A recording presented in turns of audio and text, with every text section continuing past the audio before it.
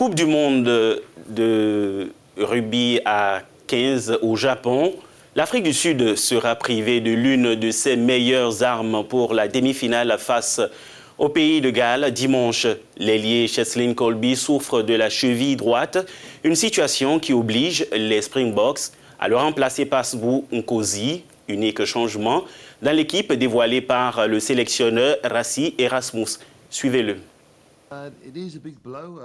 C'est un coup dur. Je pense que tout le monde connaît la qualité du jeu et la contribution qu'il a apportée.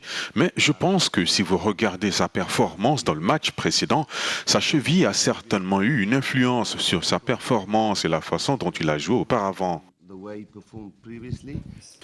Pour Erasmus, un Cheslin à 70% n'est pas mieux qu'un Sbu à 100%.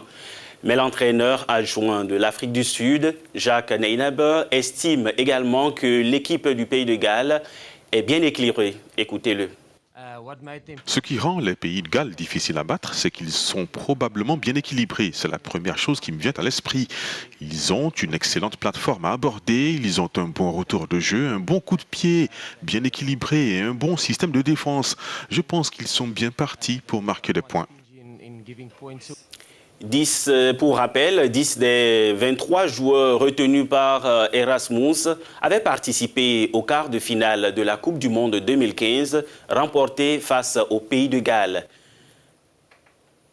Faisons à présent un saut au Rwanda où une organisation non gouvernementale a décidé de lancer des exercices physiques publics pour des femmes enceintes.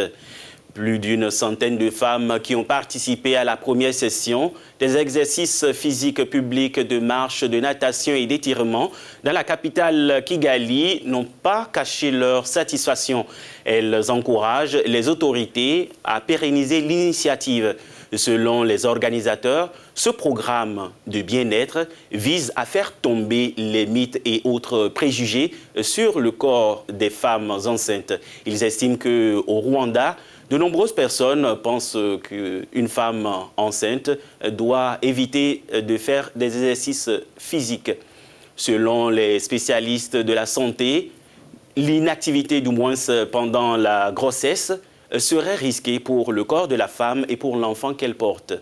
Alors que la gymnastique prénatale s'intègre dans les méthodes non pharmacologiques de la préparation à l'accouchement.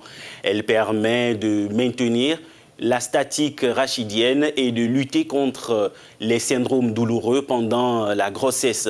Elle contribue également à corriger les problèmes graphitiques tels que les crampes de jambes, mal de dos, le gain de poids.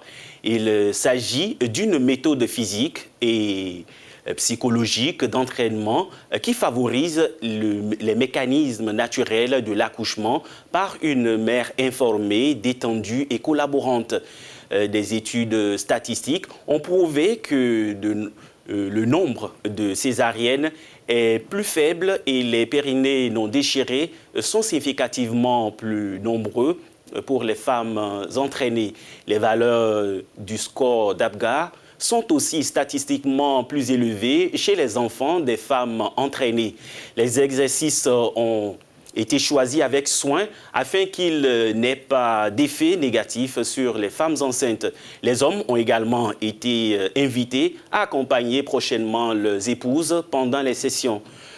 Nous allons finir cette chronique avec le football. Comme l'Ouganda il y a quelques jours, le Kenya fait face à une menace de sanctions de la part de la FIFA.